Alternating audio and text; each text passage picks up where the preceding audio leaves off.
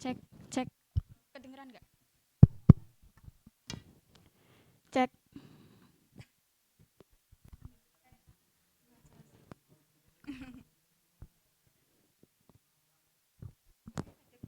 Nggih, nggih. Udah siap semua.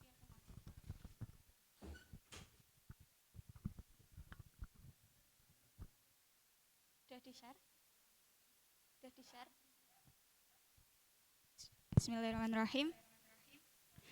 Assalamualaikum warahmatullahi wabarakatuh. Alhamdulillah pada pagi hari ini kita masih diberikan kesempatan dan kesehatan untuk melangsungkan acara seminar yang sangat luar biasa pada pagi hari ini. Sebelumnya saya mengucapkan selamat bergabung dan terima kasih kepada rekan-rekan sekalian karena telah berpartisipasi meluangkan waktunya untuk menghadiri acara seminar pada pagi hari ini. Pada kesempatan kali ini saya Anisatul Munawaroh selaku moderator yang tentunya akan memimpin acara hingga sampai selesai nanti. Yang mana 1 jam ke depan kita akan berbincang mengenai resiko kecemasan dan depresi saat kita menghadapi masa pandemi seperti ini. Saya di sini sudah bersama narasumber kita pada pagi hari ini yaitu Ibu Heri Krisnawati. Selamat pagi Ibu. Selamat pagi, Ya, terima kasih. beliau adalah seorang ahli psikologi sekaligus dosen di Institut Pesantren Matoliul Falah. Baik, pemateri kita sudah berada di depan kita semua dan nanti sesi pertama pemateri akan memaparkan materinya selama kurang lebih 30 menit ke depan. Kemudian di sesi kedua nanti ada tanya jawab dengan peserta seminar pada pagi hari ini. Untuk itu dipersilakan kepada Ibu Heri Krisnawati untuk memaparkan materi. Silahkan Ibu.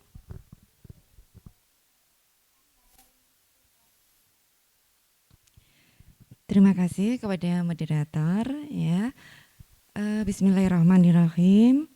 Sebelumnya saya mau mengucapkan terima kasih kepada DPL-nya nggih, Bapak Arif Hasanuddin MPD.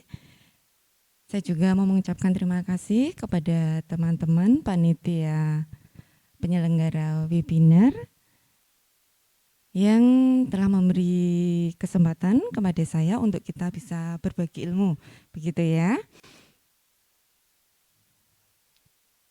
Bismillahirrahmanirrahim. Assalamualaikum warahmatullahi wabarakatuh. Waalaikumsalam warahmatullahi wabarakatuh. Ya, baiklah, lanjut kita ke pembahasan materi. Jadi di sini terkait dengan resiko masa pandemi COVID-19 terhadap kecemasan dan depresi. Betul. Ya.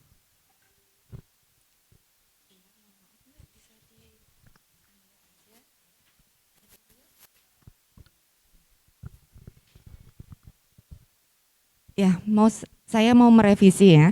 Jadi sebelumnya itu kan resiko pakainya R ya.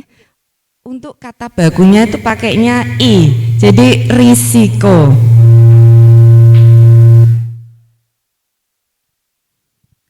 Risiko itu akibat yang ditimbulkan. Jadi di sini akibat yang ditimbulkan atau risiko masa pandemi COVID-19 terhadap kecemasan dan depresi. Jadi sebelumnya pandemi itu juga sudah ada seperti HIV AIDS ya. Tetapi untuk saat ini yang sedang kita hadapi adalah terkait dengan COVID-19 atau biasa kita sebut virus corona ya. Ini sedikit penjelasan terkait dengan COVID-19. Jadi awal mulanya virus corona ini dari kota Wuhan ya, Cina. Setelah itu ada pemberitaan yang begitu luar biasa dahsyatnya. Nah, banyak sekali warga Wuhan tersebut ya yang terkena virus corona dan bahkan sampai meninggal dunia. Itu tidak sedikit. Nah, dari sini apa yang kita rasakan setelah mendengar atau mendapatkan berita tersebut? Tentunya cemas, Bu. Panik Iya, ya. benar sekali. Jadi dari awal pemberitaan ini kita itu sudah ada kecemasan ya. Padahal saat itu masih dalam kota Wuhan atau di Cina ya. Kemudian dari situ peneliti-peneliti kemudian mencari penyebab dari virus corona. Yang pertama kali diduga adalah dari hewan kelelawar. Benar nggih? Nah, tetapi sampai saat ini apa yang menjadi penyebab virus corona itu belum ditemukan secara pasti. Ya.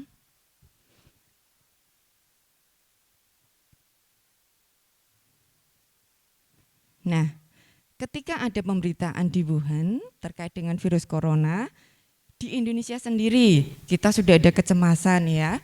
Kemudian ada kebijakan-kebijakan dari pemerintah.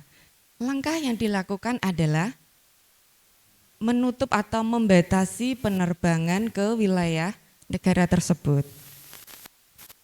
Namun, walaupun dengan adanya pembatasan tersebut, masih ada dan masih ini namanya saja virus yang enggak kita tahu ya ada di mana begitu ya.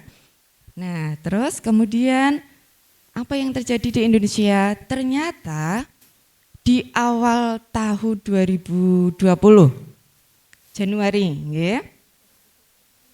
Ya, jadi sebenarnya itu sudah ada kasus di Indonesia. Namun pemerintah itu mengumumkannya baru tanggal 2 Maret 2020. Nah, dengan adanya pengumuman pemerintah, apa yang terjadi pada kita sebagai warga yang melihat kondisi tersebut? Bagaimana, Mbak? Tentunya saya sendiri panik ya, Bu ya. Oke, saya sangat panik, apalagi kalau ini seiring berjalannya waktu kan banyak informasi-informasi yang beredar di media sosial. Iya, benar sekali ya. Jadi di sini itu ketika Indonesia itu mengumumkan, mungkin awalnya itu dari pemerintah ngeyom-ngeyomi gitu ya. Enggak apa-apa gitu ya. Kita sudah memberikan pencegahan. Namun semua itu kembali ke Tuhan ya yang memberikan adanya penyakit begitu. Nah, walaupun dengan seperti apa pencegahannya ternyata bisa masuk juga begitu ya. Nah, setelah itu kasus semakin meningkat. Pemerintah membuat kebijakan-kebijakan lagi seperti PPKM gitu ya. Pemberlakuan pembatasan kegiatan masyarakat ya. Jadi setelah ada pengumuman tersebut yang dilakukan adalah seperti sekolah di rumah kan gitu ya, dari rumah online, daring, kemudian apa lagi? Wisata-wisata ditutup begitu ya, Bu ya. Wisatanya ditutup ya. Terus kemudian pegawai atau pekerja WFH ya dari rumah. Kemudian kita sebagai warga juga tidak boleh keluar rumah ya. Iya, sesekali kalau memang benar-benar penting begitu. Nah, dari sini apa yang kita rasakan? Adanya kecemasan juga, kejenuhan gitu. Nah, kalau kita keluar rumah juga ada 3M. Apa? Memakai masker, menjaga jarak, mencuci tangan dengan sabun. Iya, mencuci tangan dengan sabun. Dengan seperti ini, apa yang terjadi? Panik buying. Semua orang berbondong-bondong membeli apa? Masker. Ya, masker, kemudian hand sanitizer, sehingga sampai langka dan kalaupun ada itu sangat mahal. Betul sekali. Iya, pengalaman saya itu ya. Jadi hand sanitizer yang sebelum pandemi itu saya belinya tuh 12.000. Nah ketika pandemi saya belinya 50.000. Nah kemudian saya tuh pulang karena saya mikir waduh mahal sekali gitu ya. Sampai rumah tapi saya pikir karena Kebutuhan. butuh, mau nggak mau besoknya saya kembali sudah naik lagi 55.000 begitu ya.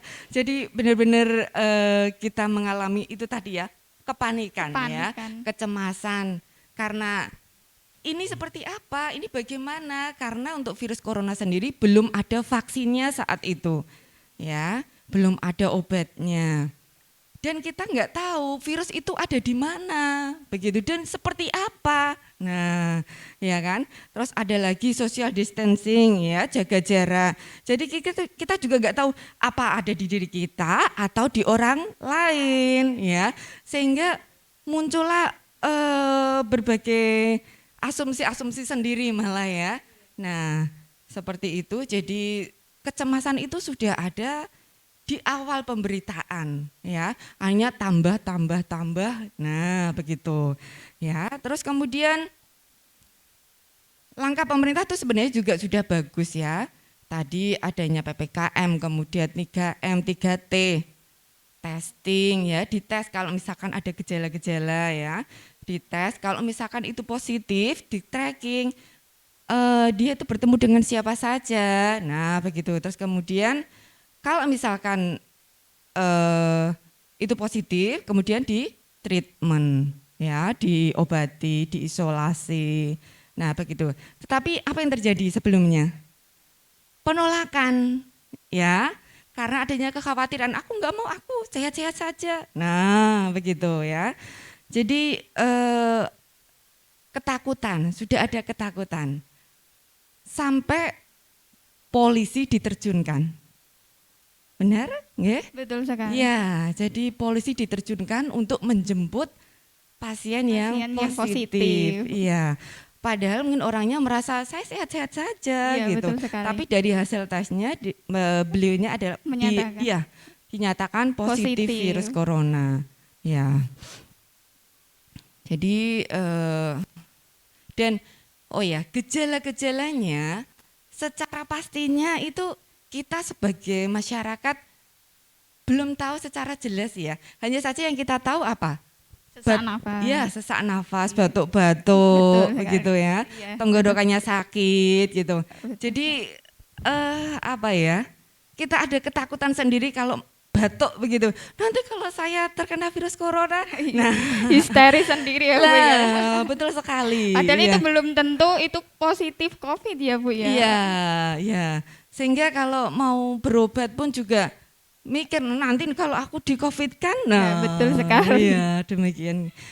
Terus dari dokter praktek pun sendiri juga dibatasi, maksudnya jadwal prakteknya biasanya berapa jam gitu ya, 3 jam jadi 2 jam. Terus kalau biasanya pagi dan sore hanya pagi saja, nah seperti itu. Jadi dari pihak tenaga medisnya juga ada kekhawatiran, kita pun juga akhirnya ikut ya. Khawatir juga iya. ya Bu. Iya. Dan ini berlangsung sampai saat ini. Jadi kecemasan-kecemasan itu ya masih ada ya, masih ada sampai sekarang. Nah kemudian ya mohon maaf ya. Karena adanya kekhawatiran tadi ya, kecemasan, terus kemudian belum ada penanganannya, belum ada vaksin, akhirnya ada berita-berita, informasi-informasi yang muncul, yang sebenarnya bisa saja itu hoax atau berita-berita yang tidak bisa tidak bisa dipertanggungjawabkan. Nah, banyak sekali ya. Nah, kemudian kalau kita tidak mampu atau tidak pandai memilah-milah mana yang benar-benar bisa dipercaya atau yang bertanggung jawab, mana yang enggak, apa yang terjadi pada diri kita? Pusing deh, ya. Karena banyak ininya informasi ini.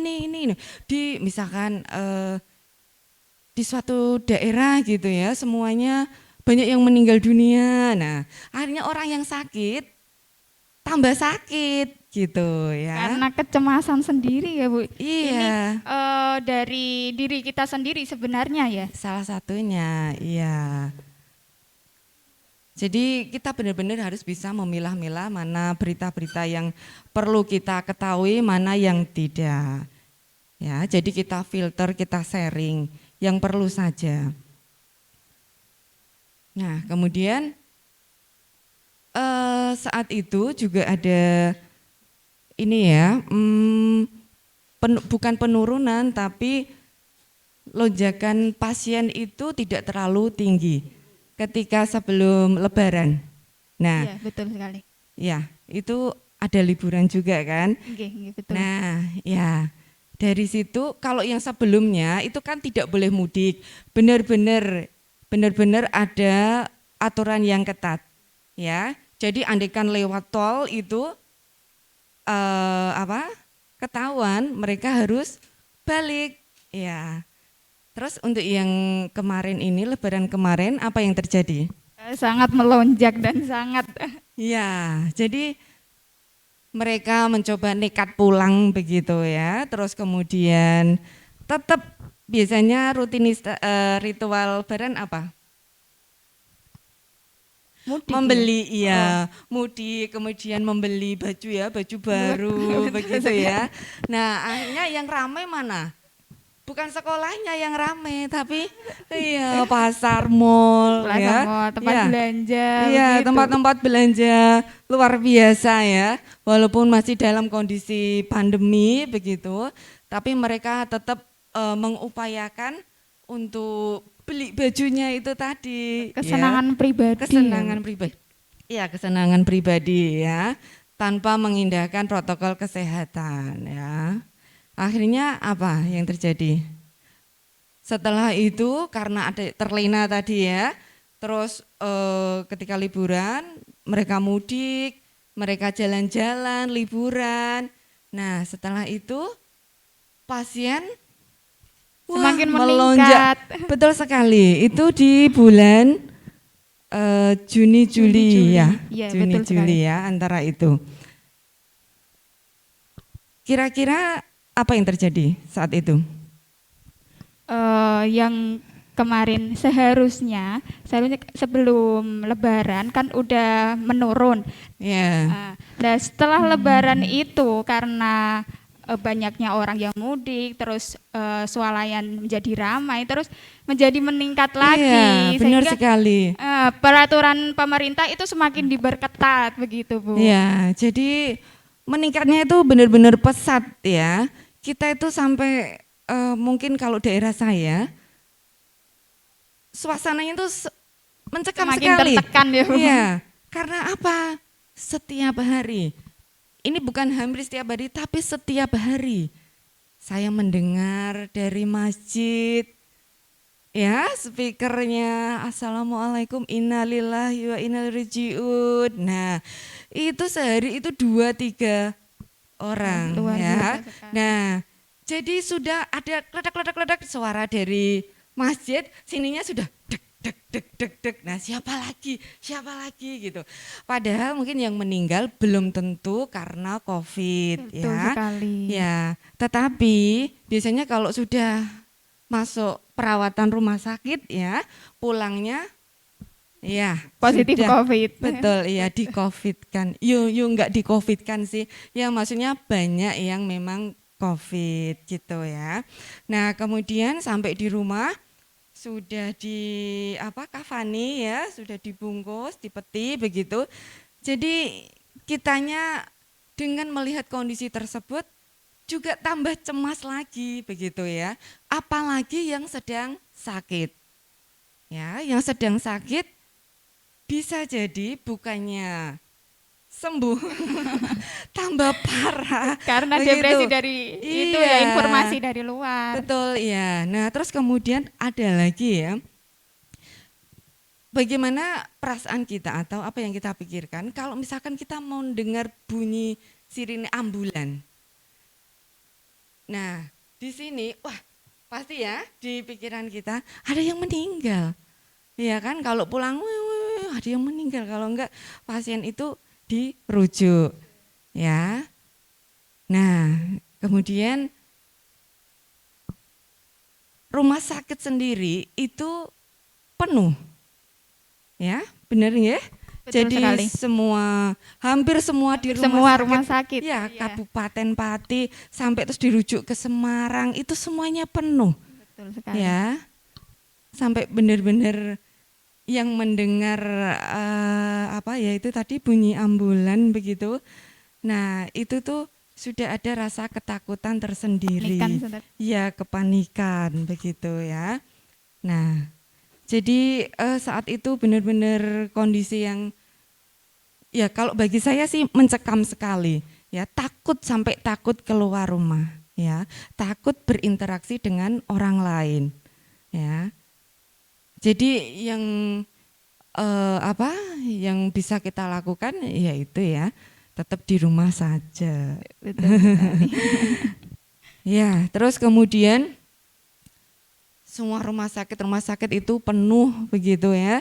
Kita sendiri pun mungkin yang sakit akhirnya walaupun sudah agak-agak ini nggak bisa bangun ibaratnya parah begitu. Ya ketakutan sendiri karena pasti ditolak kalau ke rumah sakit. Ya mau nggak mau akhirnya ya dirawat di rumah. Di rumah. Ya kalau sudah kritis akhirnya ya meninggal dunia itu. Ya jadi dari situ dampaknya luar biasa ya. Jadi pandemi COVID-19 ini dampaknya sangat luar biasa. Ada bidang sektor pendidikan ya untuk anak-anak sekolah. Walaupun di rumah mereka itu memang bukan libur ya. Karena apa? Setiap hari mereka harus mengerjakan tugas. Iya, Dan betul. tugas itu hari itu juga harus selesai. harus selesai, harus dikirim. Nah, itu sebenarnya juga membebani anak-anak Betul begitu. sekali. Itu setiap hari. Nah, kemudian misalkan di situ ada 3 anak gitu ya. Terus ibunya di rumah, ibunya juga tambah tugasnya Iya, betul. gitu ya. Selain mengerjakan pekerjaan rumah juga harus ngurusin sekolah anak-anaknya, Iya, betul ngajari sekali. anak-anaknya gitu. Jadi double-double begitu. Ya, itu juga menimbulkan Beban stresnya. tersendiri ya, Bu. Ya. Ada beban lain yang masuk itu ya, Bu. Ya. Iya, ada tambahan lagi ya. Terus kemudian di bidang ekonomi Itu sangat sangat berpengaruh berpengaruh banget. banget. Nah, Iya, karena adanya PPKM itu ya banyak yang gulung tikar. Kalau untuk yang wira swasta penghasilannya pun juga menurun. Dari mana pemasukannya kan begitu. Ya, terus kemudian banyak yang pekerja yang dirumahkan ya. Nah, ini iya secara ekonomi juga sangat berpengaruh sekali. Tetapi perlu kita ketahui bahwa kita tidak sendiri gitu. Kita menghadapi COVID-19 ini kan secara keseluruhan semuanya ya. Jadi bareng-bareng kita menghadapinya kan begitu. Nah, terus kemudian dari pendidikan dari kesehatan juga tadi ya, ketersediaan rumah sakit ya, bednya itu juga kurang. Nah, ya. Kalau saat itu di Rumah Sakit Jepara, di Rumah Sakit Kelet sampai tempat-tempat parkirnya itu digunakan untuk menangani merawat pasien COVID itu ya. saking banyaknya Saking pasien banyaknya, COVID ya. iya banyak sekali lonjakannya sangat pesat meningkatnya ya. Kemudian iya secara psikologis jelas ya adanya kecemasan ya, adanya depresi ya, depresi untuk orang-orang yang ditinggalkan karena misalkan kita tahu itu orang tua kita tidak bisa mendekat ya, kita nggak bisa merawat kan begitu ya, itu seperti ada kesedihan ya, kenapa nah itu yang bisa menyebabkan atau menimbulkan adanya depresi. Ya betul sekali. Nah terus kemudian bagi yang pasiennya pun juga ya, mereka adanya post trauma itu setelah kondisi sakitnya ya.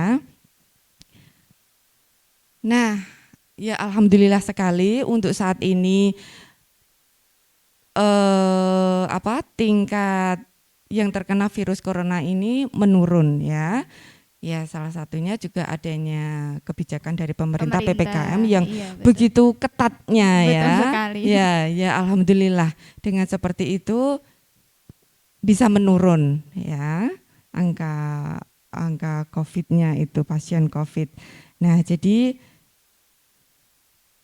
oh iya, terus ada lagi saat ini pemerintah juga menggencarkan ini loh, vaksin ya, Ya, vaksin betul, ya. vaksin. Ya, jadi itu juga membuat kita agak tenang juga ya. Oke. Ya, untuk menghadapi COVID-19 ini.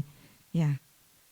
Jadi kita bersama-sama menghadapi COVID-19 ini begitu ya dengan protokol kesehatan begitu dengan 3M, kemudian makan makanan yang bergizi, cukup berolahraga begitu. Kalau secara psikologisnya kita tenang dulu begitu. Kemudian berpikir positif, lakukan yang terbaik. Ya, demikian. Baik, terima kasih, sangat luar biasa sekali. Tentunya kalau kita membahas tentang psikologi, pastinya tidak hanya saya, tapi semua masyarakat menurut saya sama-sama terganggu masalah mentalnya mengenai masa pandemi seperti ini ya Bu ya. Ya. Terus solusi seperti apa yang bisa kita lakukan dalam menghadapi masa pandemi seperti ini Bu? Ya, sebenarnya kita harus cari tahu dulu spesifiknya ya. Pandemi COVID-19 ini satu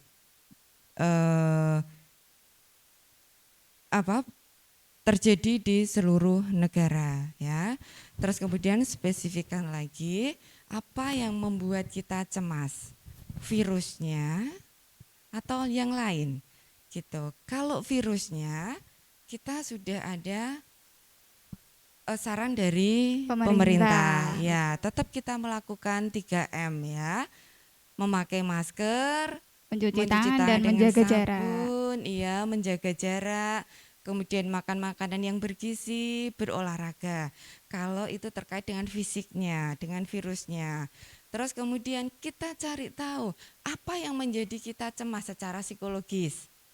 Ya, apanya? Nah, kalau virusnya itu tadi kita hadapi dengan 3M, terus ada olahraga, ada makan-makan yang bergizi.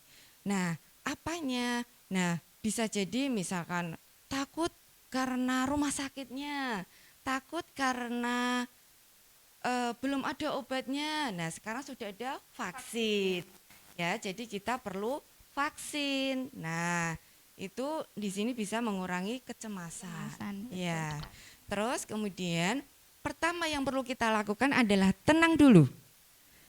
Ya, dengan kondisi tenang kita akan bisa berpikir secara logis.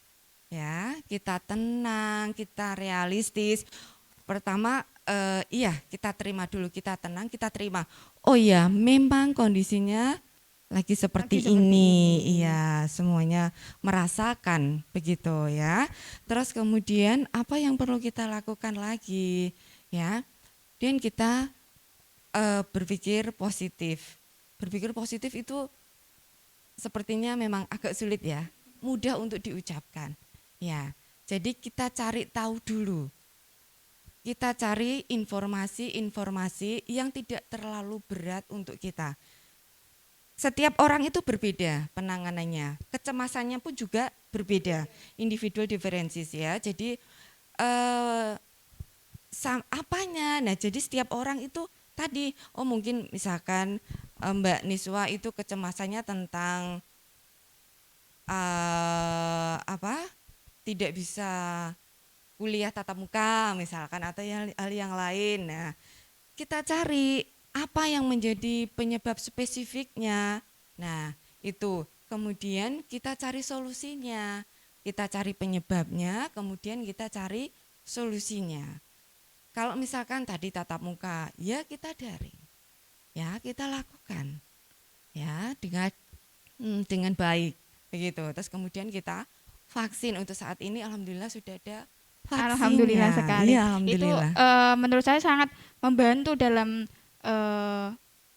menenangkan diri kita sendiri. Oh, saya sudah vaksin begitu. Berarti bukan berarti juga lalai dalam mematuhi protokol kesehatan, tapi itu merupakan salah satu menenangkan diri sendiri. Nah, betul. Jadi kecemasan yang mungkin ringnya tinggi bisa menurun gitu. Kecemasan itu sebenarnya wajar, hanya saja kalau sampai berlebihan, berangsur-angsur 6 bulan begitu, dan itu mengganggu kegiatan kita, aktivitas kita sehari-hari, itu yang masuk dalam gangguan kecemasan ya. Jadi untuk rasa cemas sendiri itu wajar, hanya saja kalau sudah berlebihan itu yang tidak wajar ya.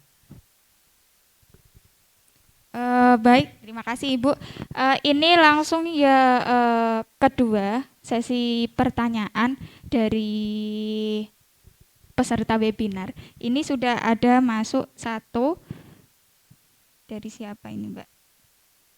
Dari Vibratama. Assalamualaikum, mohon maaf izin bertanya Bu Kris. Bagaimana ya caranya agar bisa keluar dari pandemic stress? Sebagai mahasiswa, saya merasakan bagaimana perubahan dalam kehidupan sosial di sekitar saya. Seperti tentang bagaimana sulitnya orang tua mencari pendapatan, tetangga yang menutup diri karena takut tertular COVID, kemudian perkuliahan yang didapat kurang maksimal, dari diri sendiri menjadi boros karena banyak pengeluaran uang untuk menghilangkan stres dan sebagainya. Apalagi PPKM yang terus-menerus diperpanjang membuat kesan bahwa pandemi ini tidak akan berakhir dalam waktu dekat.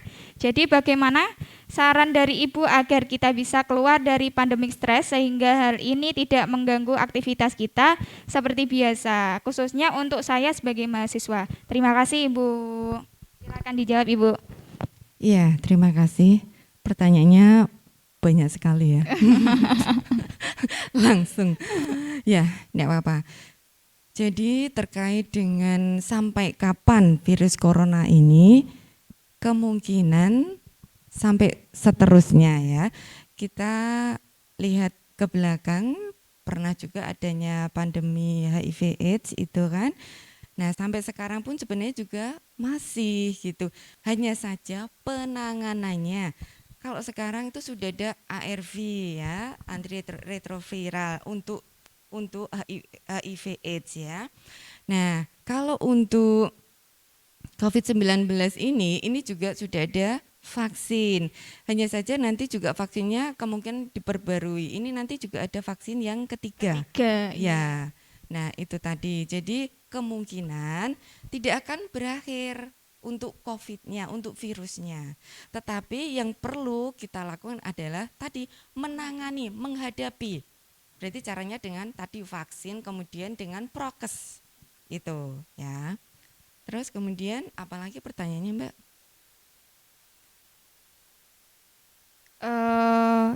Ini bagaimana cara kita agar kita bisa keluar dari pandemic stress sehingga hal ini tidak mengganggu aktivitas kita seperti biasa. Jadi itu jawabannya ya dari Vibratama. Jadi kita tetap positif thinking, pikiran kita tetap positif, berpikir positif, lalu jangan lupa mematuhi peraturan pemerintah. Karena virus itu tidak akan hilang, virus itu tetap ada, tetapi bagaimana cara kita menanganinya dan menanggapinya, begitu. Untuk selanjutnya, silakan jika ada yang bertanya, monggo Mbak.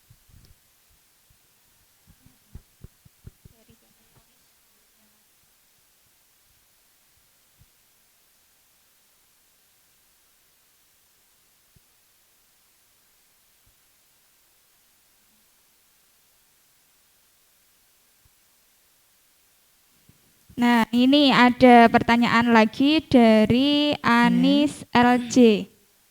Apakah vaksin itu benar bisa mengurangi stres seperti yang Ibu bilang tadi? Padahal kita tahu bahwa efek setelah vaksin adalah kadang sakit, demam, yang mana hal itu tidak ditemukan sebelum vaksin.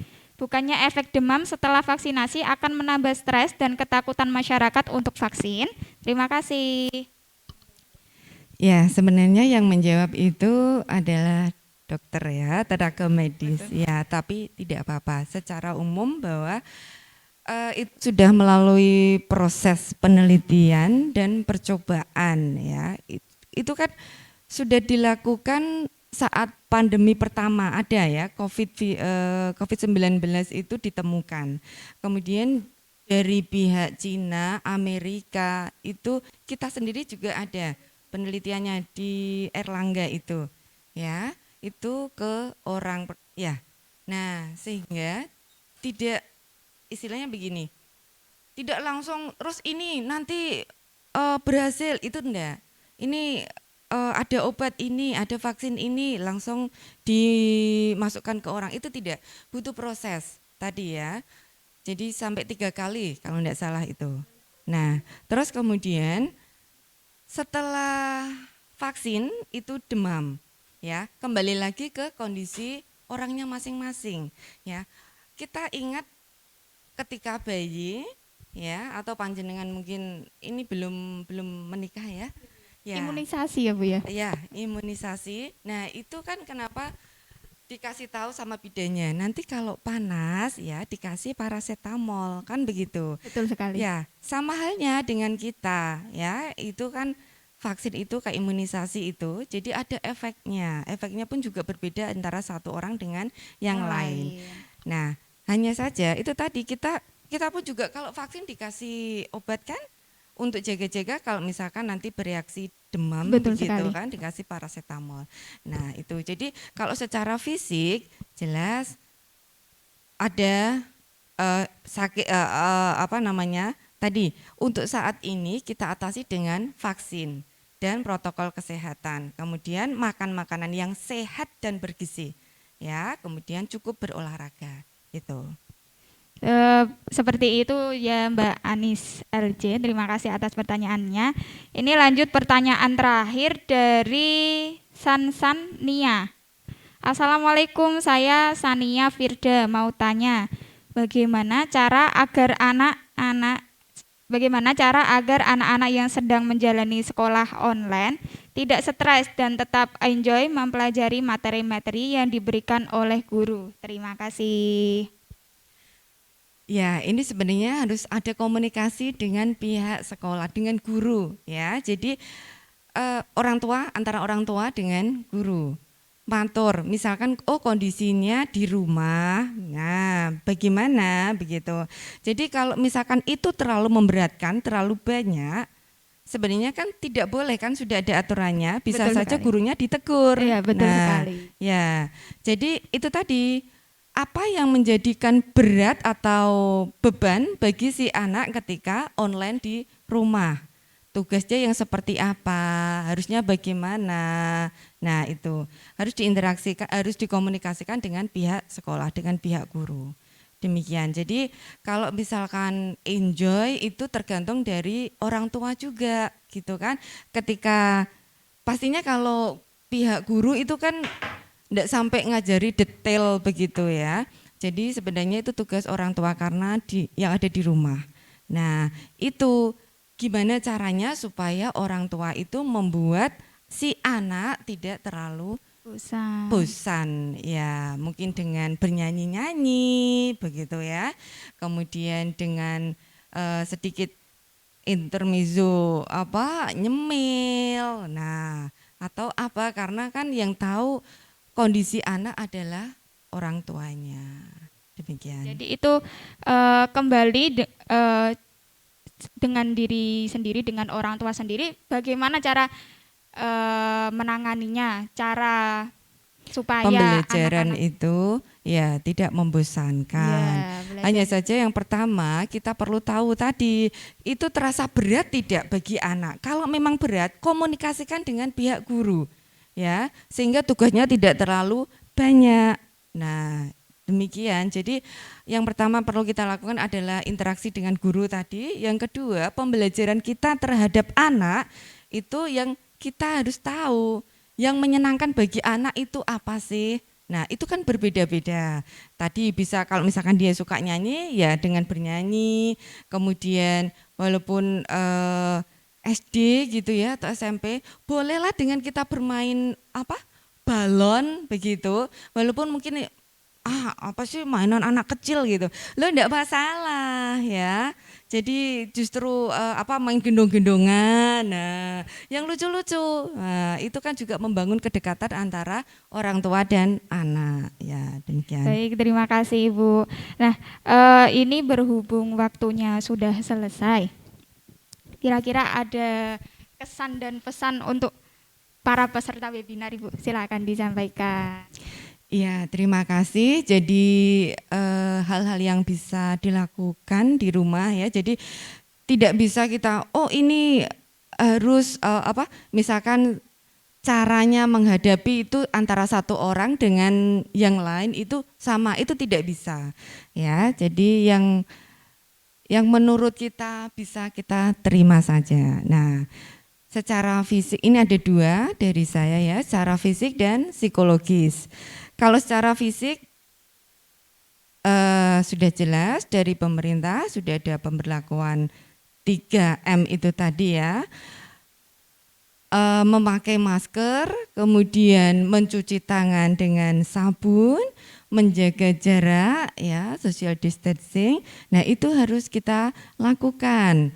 Nah, kemudian makan makanan yang sehat dan bergizi, kemudian cukup berolahraga ya, sehingga di sini kekebalan tubuh kita akan tetap terjaga.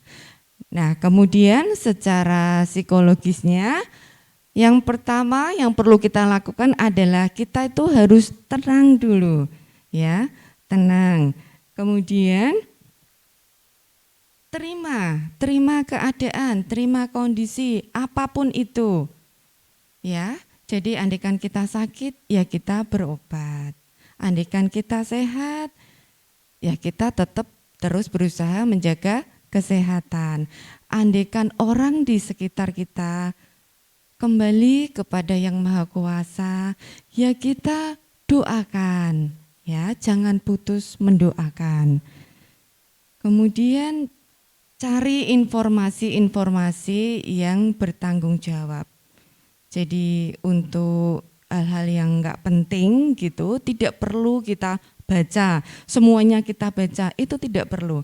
Ambil yang bagi kita itu penting. Ya, sehingga di otak kita itu tidak terbebani dengan hal-hal yang negatif.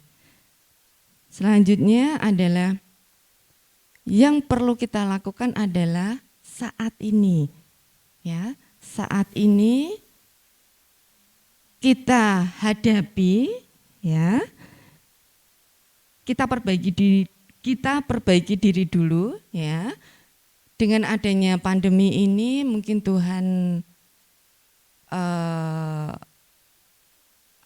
memberikan ujian bagi kita, ya.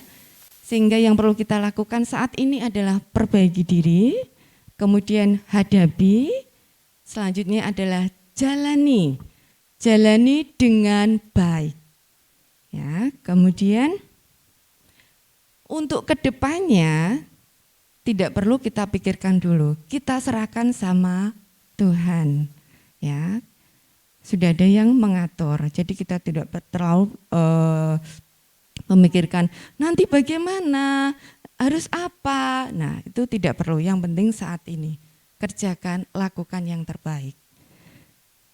Selanjutnya berpikir sederhana, ya, yang seperti apa. Nah, kalau doa-doa itu banyak sekali ya. Terkadang saya sendiri juga bingung gitu, mau membaca yang mana gitu ya, karena terlalu banyaknya doa. Cukup kita mengetahui Asmaul Husna. Misalkan dari Bismillahirrahmanirrahim, Ar-Rahman Ar-Rahim ya. Allah Maha Pengasih, Allah Maha Penyayang. Itu sudah cukup menenangkan bagi diri kita. Allah sangat sangat-sangat mengasihi kita. Allah sangat-sangat menyayangi kita. Yakinlah itu. Ya, terus kemudian kerjakan apa yang sedang kita kerjakan. Misalkan kita sedang memasak. Berarti yang kita pikirkan apa? Bahan-bahan makanan, kemudian peralatan, sudah. Jadi misalkan kita memasak, waduh, aku belum mencuci, aku belum membersihkan kamar mandi, aku belum, mengurus anak. Itu satu-satu dulu. Yang sederhana adalah kita fokus dengan apa yang kita kerjakan, ya. Kemudian menjalankan perintahnya, menjauhi larangannya. Itu sudah jelas, ya. Satu lagi, kenali diri kita. Siapa diri kita, bagaimana kita, mengapa kita hidup di dunia, apa tujuan hidup kita. Nah, itu juga perlu kita ketahui. Demikian, terima kasih. Terima kasih, sangat luar biasa sekali. Selanjutnya penutupan. Sudah selesai. Oke. Selanjutnya langsung saya tutup. Saya ucapkan terima kasih kepada Ibu Heri Krisnawati telah berkenan Sama-sama. mengisi acara kita pada pagi hari ini. Selanjutnya saya sangat berterima kasih atas partisipasi para peserta webinar karena telah meluangkan waktunya untuk menyimak acara pagi hari ini. Tetap semangat dan jangan lupa jaga kesehatan. Sekian dari saya. Wassalamualaikum warahmatullahi wabarakatuh. Dimohon untuk semua peserta webinar menghidupkan kamera. Kita foto bareng-bareng.